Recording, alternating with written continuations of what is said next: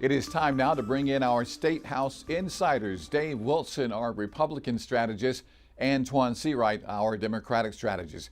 Guys, 5th District Congressman Ralph Norman making headlines this week, telling reporters that he wants South Carolina lawmakers to redraw the district lines across the state. He said it would help increase Republican control of Congress and help President Trump pass his agenda. And he also mentioned Jim Clyburn, calling him a nice man. He said he respects him, but he's a liberal Democrat who helped put Biden in office. Now, to put this into some perspective, the 6th District was, as I called it, legally gerrymandered back in the 90s to give black South Carolinians some greater representation in Congress in South Carolina. Antoine, what are you hearing about all this tonight? Is this something that the congressman has commented on? Well, I think it's just Ralph Norman bojangling around, searching for attention and searching for relevancy. There's an old Southern African American proverb that says, don't come for me unless not send for you." And I think he's making a mistake by picking on not only the congressman from the 6th District, but how many Republicans and Democrats view Jim Clyburn as South Carolina's congressman, because he's benefited South Carolina as well as the nation. But it's an old strategy that's been used by the Republicans that they're using across the country. If you can't beat them, cheat them. We see this happening in Texas and flirtatiously in Florida and other places. So I would not be surprised if there is some sort of silent effort by some in the General Assembly, not majority Republicans, to try to bleach the map even further to limit black representation and black political power in South Carolina. This all goes back to 2020. We're now in 2025. We're talking about the election of 2020 because the people who were elected in 2020 were the ones who redrew the maps. If you don't like the way this is going right now, this is one main reason we say voter turnout and voter participation is so important. Yes, to Antoine's point, this is happening in other states, but guess what? It's what the Democrats did back in the 50s, 60s, and 70s. So, what we're looking at right now is this swing of the pendulum, which really does not do a good job of balancing out Congress and giving every voice in South Carolina representation. But there's a bigger strategy to this in my viewpoint.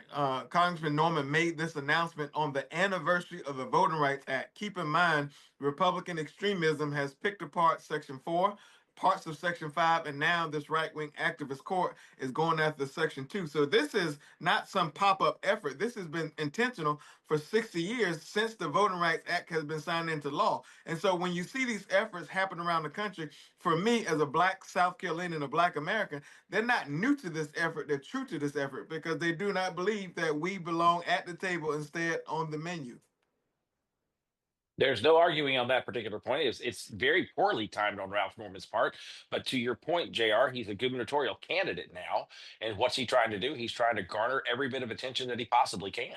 Antoine, how likely is this going to happen? Do you think it has a good chance of happening in South Carolina? Well, I never say never because Republicans control pretty much everything in South Carolina, including the House and the Senate. But I seriously doubt that the people of goodwill on the Republican side, and even though we may not always agree, believe that we should exterminate representation in South Carolina. We have one. There are others that could be competitive, and those things are being hung up in court. But I don't think the General Assembly on the whole will allow something like this to happen. But we've seen worse things happen. I really don't see the House or Senate leadership looking to take this issue up at all. This issue has already been to the courts, it's been to the federal courts. This issue has been decided. They're going to say, listen, let's move ahead and move forward. The next major census is going to be in 2030. After that point in time, we'll redraw lines again, but that again is 5 to 7 years away. All right, guys, you mentioned Ralph Norman running for governor. Nancy Mace, Congressman Nancy Mace, announcing her run earlier this week, saying South Carolina first here, stealing a page book out of President Trump's campaign from America First. Quickly, guys, your reaction. Dave, any surprises with her announcement? No surprise whatsoever. She's been working on this ever since she had that speech on the House floor going after her ex-fiance and Alan Wilson. I mean, so this has just been a long use of congressional time and talking about issues at the federal level. And now she's coming to South Carolina and saying, hey, listen, give me some attention over here.